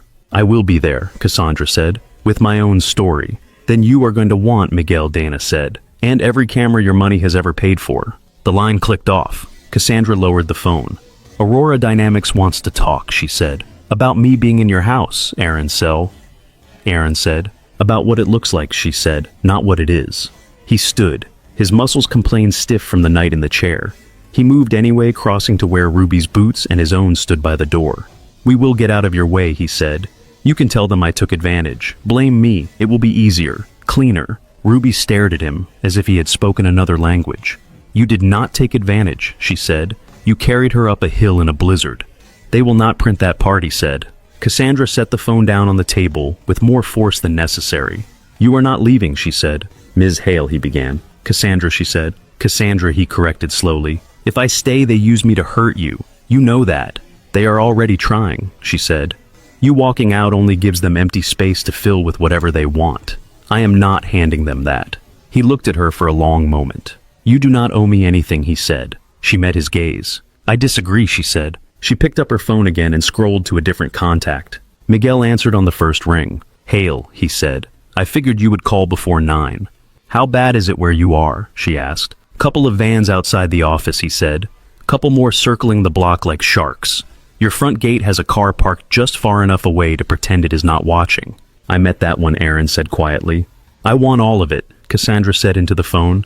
Every minute of my driveway, my front yard, my living room for last night. Pull traffic cameras from the slope where I crashed if you can. Anything in the city nets that caught the skid. I want a timeline. Miguel whistled low. You planning to let me share with the board? He asked. I am planning to play it on the biggest screen in the building, she said. He laughed once, not unkindly. Yes, ma'am, he said. Send me the feeds from your estate system. I will patch them into ours and see what I can add. She ended the call and immediately dialed another number. Richard, she said when he picked up. Before you say anything, I am coming in. I expect everyone to be in the room when I arrive. We need an explanation, Cassandra, Richard said. His voice had the strained calm of a man trying to stay ahead of a story. You will get one, she replied. Do not try to solve this without me. She ended the call before he could respond. Aaron had stopped tying his boots. He was watching her with a different kind of focus now. You are really going to walk into that room with me, he said. I am really going to walk into that room with the truth, she said. You are part of it. Ruby pulled on her own boots, fingers moving quickly. Do I have to wear something nicer? She asked. Cassandra looked at her socks, one pink and one blue, peeking out from the tops of the boots. You look fine, she said. They moved through the house in an odd choreography, 3 people from different worlds sharing the same space. In the kitchen, Aaron produced their lighter grocery bag. I cannot take your food, Cassandra said when she saw it. You already did, Ruby said. We have soup in our bellies. Cassandra opened a cupboard and took down a box of granola bars. Then this is mine, she said, handing it to Ruby. And I say you are taking it home later. Ruby tucked the box into her jacket with exaggerated care. Outside, the storm had eased. Snow still fell, but in smaller flakes that drifted down instead of attacking sideways. Plows had carved paths along the lane. The air held the clean, sharp smell that came after a hard night. As they drove down toward the city in a sedan, Miguel had sent up. The SUV lay crooked against the trees on the slope half buried in snow. Emergency tape fluttered around it. No crews remained. It was a crime scene of physics now, nothing more. On the highway, Cassandra's phone buzzed with more alerts. She did not look at them. Instead, she watched the city grow larger in the windshield. From the back seat, Ruby peered out at the snow piled on median strips and overpasses. Why are they so loud when they are worried? She asked suddenly. Grown-ups. Aaron glanced back at her. Who, he asked. People on TV, she said, talking about Ms. Hale like they know her. Cassandra kept her eyes on the road ahead. They are paid to be loud, she said. It does not mean they are right. Downtown Aurora Dynamics rose in glass and steel, its name gleaming along the top floors. At street level, news vans had gathered at the curb. Their satellite dishes pointed at the gray sky. Cables snaked along the pavement. As the sedan pulled up, heads turned, cameras repositioned, microphones lifted. The driver looked at Cassandra in the rearview mirror. You can go around back, he said. She shook her head. No, she said. Front door. He stopped at the main entrance. Security had put up a rope line, but it would not hold back words. As soon as Cassandra stepped out, questions hit them. Ms. Hale, who is he? Is this your employee? Did you spend the night together? Is the company investigating? She felt them like small stones thrown in quick succession. She did not flinch. She did not answer. She simply walked, her coat closed, her chin level. Aaron got out on the other side with Ruby. He lifted her so her boots would not get soaked in the slush. Ruby wrapped her arms around his neck and buried her face in his shoulder when someone pushed a microphone too close. Inside, the lobby felt brighter than usual. Phones glowed in employees' hands. Conversations dropped in volume when Cassandra passed. People stepped aside to make a clear path to the elevators. The doors closed behind them with a soft thud. The elevator hummed up. Ruby looked at their reflection in the brushed metal. A tall woman in a dark coat, a man in a work jacket, a girl in a scuffed purple jacket and boots dusted with snow. We look like 3 people who did not sleep enough, she said. That is accurate, Aaron answered. The 26th floor was quieter. The carpet absorbed sound. The reception desk outside the boardroom was manned by a woman who usually smiled. Today her face was careful. "They are all in there," she said. "Good," Cassandra replied. She pushed open the heavy door. The boardroom stretched long windows on one side showing the city under snow. A polished table ran almost the entire length. At the far end, a screen weighted black and reflective. Richard Lane sat near the center. His tie was a little crooked, as if he had dressed in a hurry. Other board members flanked him, some with tablets, some with printed copies of the article spread in front of them. Lauren sat a few chairs down from Richard in a navy suit, hair perfect, expression composed. In front of her, a tablet showed the same headline that had flashed on Cassandra's phone that morning. Cassandra did not sit. "You wanted an explanation," she said. "You are going to get more than that." Miguel stood by a small console near the corner. He gave a slight nod. Cassandra looked at Aaron and Ruby. "You stay," she said softly. "Both of you." Aaron hesitated, then took a seat near the end of the table, Ruby between him and the wall. Cassandra faced the board. "Last night," she said, "I left this building before the holiday party. I drove home alone. On the ridge road outside town, my car hit ice. It went over the guardrail. You can watch for yourself." She signaled to Miguel. He tapped a command. The screen at the end of the room flickered, then filled with an image from a traffic camera. Snow streaked in front of the shot. Headlights traced a curve. The dark shape of an SUV slid, spun, and struck the rail. Pixelated but clear enough. They watched the vehicle hang for a second, then tilt. Another figure appeared at the edge of the frame, running.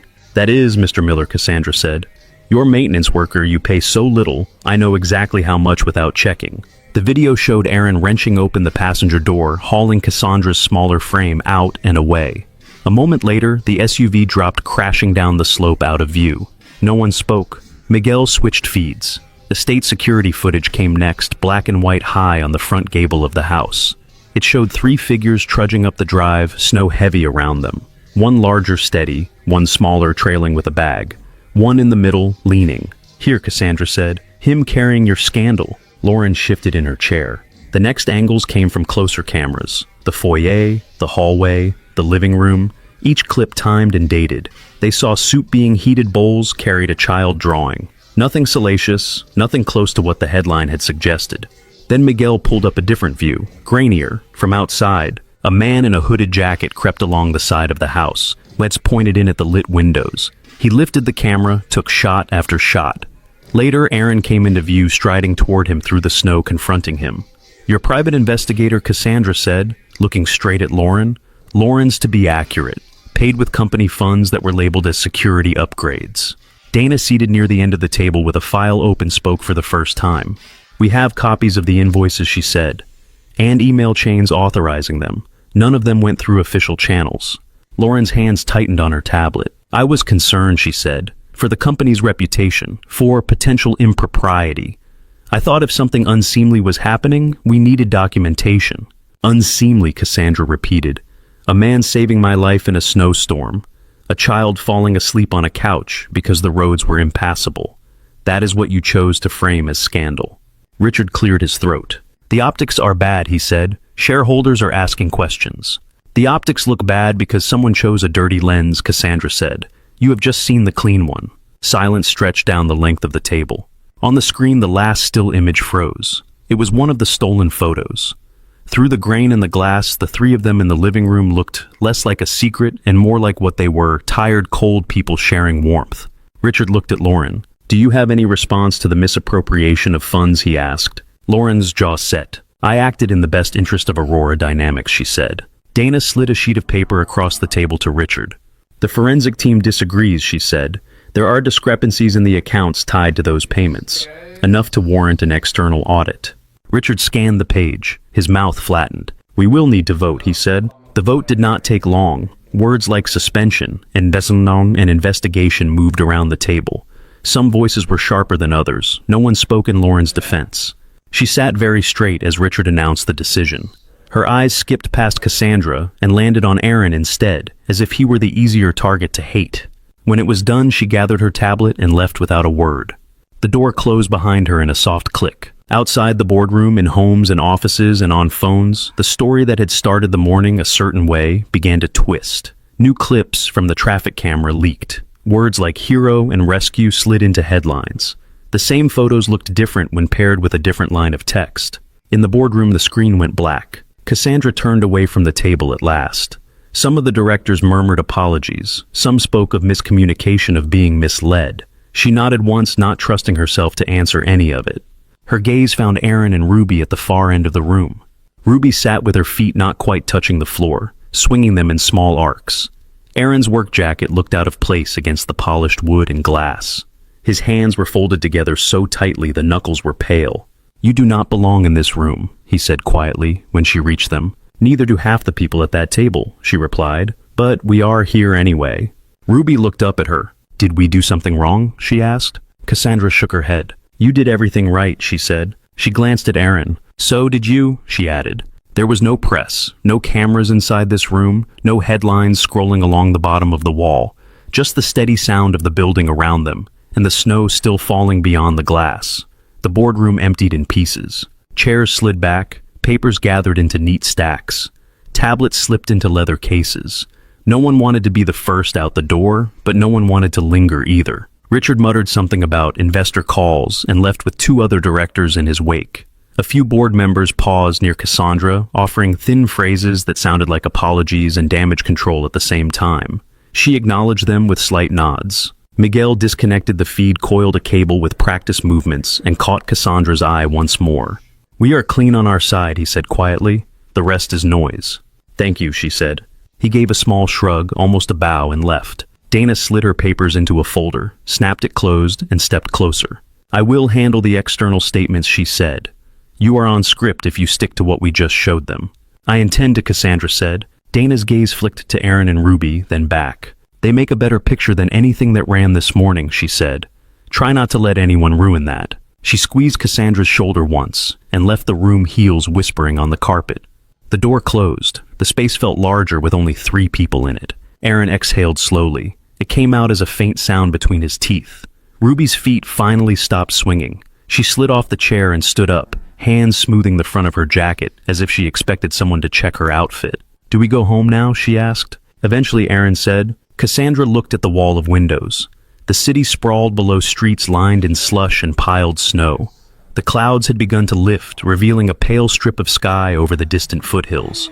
"Come on," she said. "I am done staring at this table." She led them out into the hallway. Out here the air felt less heavy. Floor-to-ceiling glass lined one side, the offices and conference rooms on the other. The building hummed quietly around them, fans and elevators and the low murmur of distant voices. Cassandra stopped near a wide section of glass. From here, the view went farther over the tops of lower buildings to the highway that snaked away toward the hills. Ruby went straight to the window, pressing her fingertips lightly to the cold surface. "We are very high up," she said. "That we are," Aaron replied. "You okay?" he asked Cassandra after a moment. She let the question hang, then answered. "Considering half the financial press spent breakfast dissecting my personal life, she said better than I expected." Her reflection looked back at her from the glass, faint and superimposed over the city. Aaron's reflection stood a little behind hers.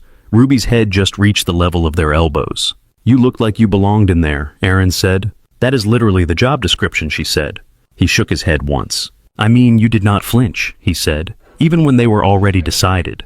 Her mouth curved. "I have spent a lot of time in rooms where people think they know what I'm going to do," she said. "It is a small pleasure to surprise them." He shifted his weight from one foot to the other. The lanyard with his badge hung against his chest. The operations letters faded but still readable. "I still do not belong in that room," he said. "Maybe not as a suspect," she said, "but there is another chair at that table that needs someone who understands how this building actually works."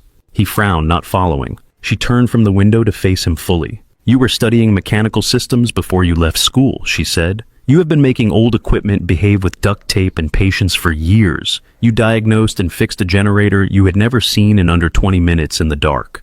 He shifted again, uncomfortable under the focus. "Maintenance is my job," he said. "Maintenance is the title you have," she said. "It is not the measure of what you can do." He looked past her at the far end of the hall, where a pair of junior executives hurried out of an office, heads bowed over a tablet. Their voices faded as they turned the corner. "Without a degree, you do not get invited to sit at that table," he said. "Degrees open doors," she said. "So, do people in charge of those doors?" She took a breath. "I want you to run mechanical systems here," she said. "Not just boilers in the basement. Everything. Elevators, climate control, generators, fail safes. The infrastructure no one notices until it stops. He stared at her. Ruby turned from the window, sensing something in the air. Like a boss, Ruby asked. Like a department head, Cassandra said. We would call it Director of Mechanical Systems. Training team budget. We would backdate credit for the work you have already done to keep this place from falling apart. Aaron let out a soft, incredulous sound. You barely know me, he said. I know you went into a burning building when you were 14 because you heard someone crying, she said. I know you ran toward a car while everyone else pushed on the brake and hoped someone else would help. I know you fix things that are breaking even when no one is looking. She tipped her head slightly. And I know what your file says, she added. I asked for it this morning while Miguel pulled the footage. He flinched a little at that. What else does it say, he asked. That you took night classes in engineering until your wife left, she said. That you dropped out to work full-time. That you are the one the other techs call when the schematics make no sense. He looked down at his hands. The knuckles were still rough from years of wrenching and lifting. A faint line of grease hid at the base of one thumbnail, the kind that dug in and refused to wash out entirely. Cassandra, he said, slowly trying the name as if it were as strange as the offer people like me do not get those titles. There are not people like you, she said. There is you. Ruby watched his face. Do you want it? She asked. He did not answer right away. He looked past Cassandra through the glass to where the highway led away toward the hills and the small rented duplex buried in white. A life of timed shifts and overdue notices and boilers that clanged like complaints. If I say yes, he said, I am not sure I know how to be that person. You already are, she said. We would just be paying you properly to do it. The directness of that landed. He let out a breath he had not realized he was holding. What about Ruby, he asked. The hours, the expectations. I cannot put this place ahead of her. Good, Cassandra said. We do not need another executive who thinks this building is the center of the universe. She glanced at Ruby. She is the one who dragged you up a hill for me last night, she said. I would like to keep both of you alive and functioning. That means we find a way that works. Ruby rested her forehead briefly against the glass. A patch of fog bloomed there, then faded. I could do homework here, she suggested. In the lobby, there are comfortable chairs. Aaron almost laughed. I am not bringing my kid to work every night, he said. You might not have to, Cassandra said.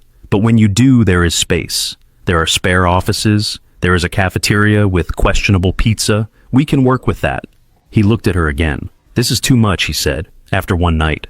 It was not one night, she said. It was 20 years of both of us carrying pieces of the same fire without knowing it. And then one night when I finally saw all the ways we have already been working for the same building, just on different floors. Ruby tugged at his sleeve. Dad, she said, if you fix more important stuff, does that mean less people will yell at the boilers? I cannot make that promise, he said. People always yell at boilers. She smiled. But you would be in charge of the yelling, she said. He rubbed a hand over his face. If I say yes, he asked Cassandra and I mess it up. Then you learn, she said, like the rest of us. Their reflections stood together in the glass. 3 shapes in a row, the letters on his badge, small but visible. He looked at his own reflection for a moment longer and then nodded once. Good,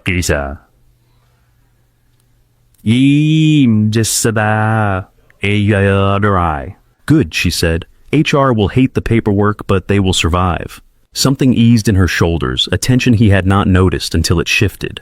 Which brings us to the less glamorous part, she added. You cannot go back to your apartment yet. He frowned. Why not? Because your face has been on half the news sites in this city since dawn, she said. Reporters are probably sitting on your front steps by now. They will not be polite. He imagined strangers with cameras outside their building, the narrow hallway with its peeling paint, the door that did not always latch on the first try. Ruby trying to slide past men she did not know to get to bed. His jaw tightened. You stay at the house, Cassandra said. At mine, for now. Until the noise dies down. There are more than enough rooms. The gate actually works. Miguel will make sure whoever is sitting on the road keeps their distance. Aaron opened his mouth, then closed it. And before you argue about charity, she said, consider that you are doing me a favor. That place is too big and too empty when the power is on, and the only thing you hear is your own footsteps. Ruby turned her head from the window. You want us to live there? She asked. For a while, Cassandra said. Long enough to figure out what comes after today. Long enough for your dad to schedule some meetings without worrying someone is banging on his front door with a microphone. Ruby looked at Aaron. Do we get to finish decorating the tree? She asked. He met Cassandra's eyes. There was no pity there, no sense of doing him a kindness to make herself feel better. Only a steady, almost stubborn intention. We would not want to leave it half done, Cassandra said. Ruby grinned, already picturing glass ornaments and untangled lights. Aaron felt a knot in his chest loosen by a fraction.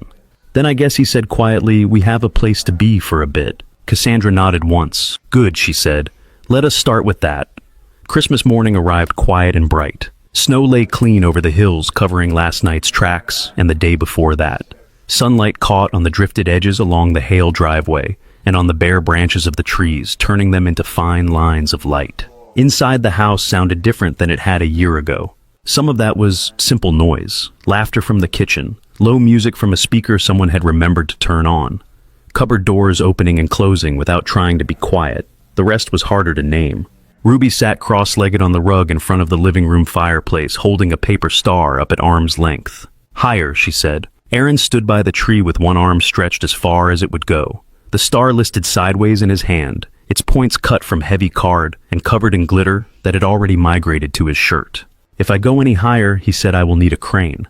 "I can get you a chair," she offered. "We tried the chair," he said. "The chair betrayed us." Cassandra walked in carrying a tray of cinnamon rolls, steam still curling from their icing. She wore a soft gray sweater and jeans, feet bare on the wood. Her hair was loose, curling a little from the warmth in the room. She took in the scene. "Problem?" she asked. "He is too short," Ruby said. "SDC. Sa." Aaron looked over his shoulder at her. "Mutiny," he said, "in my own crew." Cassandra set the tray on the coffee table and picked up the small step stool leaning against the wall. "Try this," she said. He took it, set it carefully on the rug, and stepped up. The extra height put him just above the top spike of the tree. "Now," Ruby said, handing up the star. He fixed it onto the highest branch, adjusting until it held steady and straight. When he stepped back down, they all looked at it in the same moment. Light from the window behind the tree caught the glitter. Tiny spots of brightness sprinkled the ceiling. Ruby made a pleased noise in her throat. "Official," she said. "Tree complete." Last year, the tree had stood half-dressed for weeks. This year, someone had started early. There were glass balls and handmade ornaments and strands of lights that all worked. Near the middle, a small fire truck Ruby had put together from bits of metal and plastic sat on a branch wheel slightly uneven. By the fireplace on the mantel, the dog tag that had once hung on a hook in a cramped duplex now lay in a small frame. The letters were the same, but the way they sat in the room had changed. A school photo of Ruby leaned against the frame corners, tucked in to keep it in place. The fire in the hearth burned behind the glass, steady and contained. Cassandra moved closer to it without hesitation now. She knelt to adjust a log with the iron tool, feeling the warmth on her wrists. Her hand brushed the chain at her neck when she stood. The new necklace was silver, the pendant small and flat. The words engraved on it were simple. "For the girl from the fire, for the woman who brought me back." She had not taken it off since he had fastened it there, that morning, fingers a little clumsy with nerves. The kitchen timer beeped faintly down the hall. "I will get it," Aaron said. He disappeared toward the smell of coffee and baking. Ruby watched him go, then flopped onto her stomach on the rug, and opened a book she had been working through, pencil marking notes in the margins. Cassandra sat on the couch and watched her for a moment. "How is school?" she asked. "Good," Ruby said, not looking up. "My science teacher says I ask too many questions. Then he says there is no such thing. I think he is confused." "You like it there?" Ruby shrugged one shoulder, but there was no reluctance in it. "They have a lab," she said. "And a robotics club. We are building a little machine that follows a line on the floor. It is slow, but it does not give up." Cassandra smiled. "That sounds familiar," she said. Aaron came back with a plate and 3 mugs. The smell of coffee wrapped around the room, chasing the last of the morning chill away. He handed Ruby a mug of hot chocolate and set the coffee within reach of Cassandra. When he sat beside her, the couch dipped a little. Their shoulders brushed. On the television mounted above a sideboard, the volume was turned low. A news program flashed shots of airports' crowded living rooms, a montage of the usual holiday scenes. Briefly, a photo of Aaron from the day at the boardroom appeared in a corner graphic. The caption at the bottom read, "Maintenance worker who saved CEO now leads new infrastructure program at Aurora Dynamics." Ruby glanced up at it. "You are on TV again," she said. Aaron followed her gaze. The younger version of his face from a year ago looked strained, the angles sharper. "They can talk about the building instead," he said. "That would be an improvement." "It does," Cassandra said. "You just are in the headlines sometimes." He reached for one of the cinnamon rolls. The icing stuck briefly to his fingers. He handed one to Ruby, then another to Cassandra. "Thank you," she said. "You made them," he pointed out. "You heated the oven," she replied. "We are even." Snow drifted past the windows in slow, unhurried lines. Not the hard, sideways storm of that night, just a quiet fall that blurred the view of the driveway and softened the edges of the world outside. Ruby tugged at something under the tree and pulled out a small box wrapped in plain brown paper, tied with kitchen twine. Her name was written on the top in Aaron's careful block letters. "Can I?" she asked. Aaron nodded. She unwrapped it with more patience than her expression suggested. Inside was a small toolkit, the kind sized for hands like hers. The handles were bright yellow. Each piece had a slot in the molded tray. Her face lit up. "You have your own tools now," Aaron said. "You can stop stealing mine." "I do not steal them," she said. "I borrow them for an extended period." Cassandra watched Ruby pull each tool out in turn, test the weight, slide it back. There were other packages under the tree, some in glossy paper, some in reused boxes. They would get to them. There was time. For the moment, the three of them sat within the circle of light from the fire and the tree. The rest of the house held their weight differently than it had the year before. It no longer felt like a shell waiting for footsteps. It knew their patterns now, the way they moved from kitchen to hall to living room, the way voices carried and settled. Later in the day, there would be calls. Richard checking in with a tone that tried to be informal. Miguel sending a picture of his family by their own tree. Dana texting a link to an article that focused on policy changes and new systems rather than rumors. For now, there was only the sound of Ruby explaining to Cassandra how the line-following robot worked, using her new tools to draw imaginary circuits in the air, and the way Cassandra listened, as if there was nothing else she needed to be doing. Aaron leaned back into the couch cushions. His hand rested on the back of the couch behind Cassandra's shoulder, not quite touching, but close enough that he could feel the heat of her there. He glanced at the mantel where the framed dog tag sat. The metal caught a bit of the fire's light. Beseated at the small fire truck ornament on the tree turned gently in a draft from the heating vent. The memory of sirens and falling ceilings would never leave him completely. The shape of that night was carved into him. It lived in the scar on Cassandra's wrist and in the name on the tag. But here in this room, the sound of a different engine filled the air. The low, even hum of a furnace that worked. The soft rush of air through vents. Systems he now understood, from rooftop to basement systems he was responsible for keeping alive. "Dad," Ruby said. He looked over. "Next year," she said, "can we build something that hangs on the tree together? All three of us." Cassandra's eyes met his. "We can do that," he said. Ruby nodded, satisfied, and went back to her book. Outside, more snow began to fall, soft and sure. Inside, the fire kept burning, not as threat or memory, but as a piece of the life they were still learning how to live. Thank you so much for listening to today's story. If this story resonated with you or made you reflect, I'd love to hear your thoughts, so feel free to share them in the comments below. And don't forget to like, subscribe, and hit the notification bell so you won't miss the next story.